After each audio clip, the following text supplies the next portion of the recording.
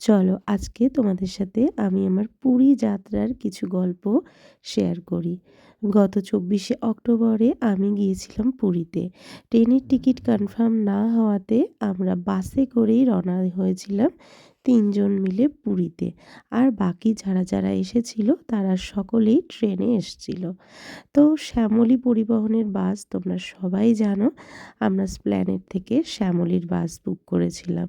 তারপরে বাসে করে সারা রাত সুন্দর একটা কমফোর্টেবল জার্নি করে সকালে পৌঁছে গিয়েছিলাম সমুদ্রে। এত সুন্দর একটা সমুদ্র, কিন্তু প্রচুর ছিল রোদ।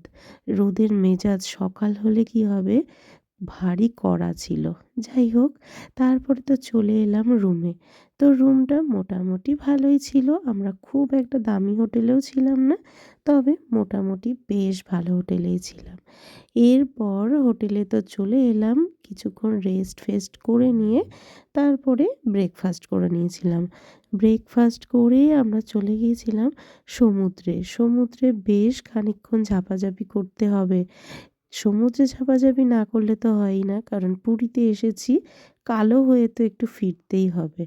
যাই হোক, সমুদ্রে চলে গেলাম আর সমুদ্রে ঘন্টা ৩ বেশ মানে মন মতন একদম ঝাঁপিয়ে নিয়েছি।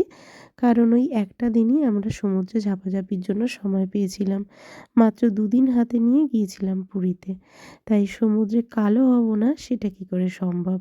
কালো হতে এই আমরা ৪ সুন্দরী মিলে চলে গেলাম লাফালাফি, ঝাপাঝাপি যা খুশি তাই করতে। আর সঙ্গে আরও যারা গেছিল তারা তো ছিল, অবশ্যই ছিল। এরপর রুমে ফিরে আমরা খাওয়া-দাওয়া করে নিয়েছিলাম। আর ওইদিন ছিল শনিবার, তাই জন্য আমরা ভেজ খেয়েছিলাম। তার সাথে আমরা পুজো দিতে যাব বিকেলে, তো সেই কারণটার জন্যও আমরা ভেজ খেয়েছিলাম। প্রভুকে দর্শন করতে যাব বলে কথা, শাড়ি না পরে গেলে হয়? তাই সুন্দর করে সেজে শাড়ি পরে প্রভুকে দর্শন করতে গিয়েছিলাম। কেমন লাগছিল আমাকে অবশ্যই কমেন্টে জানিও। যাই হোক, প্রভুর দর্শন পাবো বলে ভাবতেই পারিনি।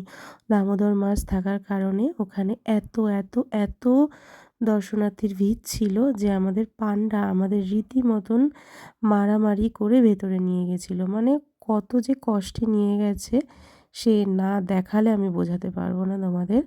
অনেক কষ্ট করে আমরা প্রভুর দর্শন পেয়েছিলাম। প্রথমে তো ভেবেছিলাম দর্শন হয়তো করতেই পারবো না। যাই হোক, সবটাই প্রভুর কৃপা। এরপর রাতের খাবার সেরে আমরা চলে গিয়েছিলাম স্বর্গদ্বার দেখতে। পাশেই ছিল স্বর্গদ্বার। তো ওখানকার স্বর্গদ্বার তো একটু আলাদা, নবদ্বীপের মতন নয়। ওখানকার মহাশ্মশানে সব কাঠে পোড়ানোর ব্যবস্থা, ওখানে তো চুল্লির ব্যবস্থা নেই।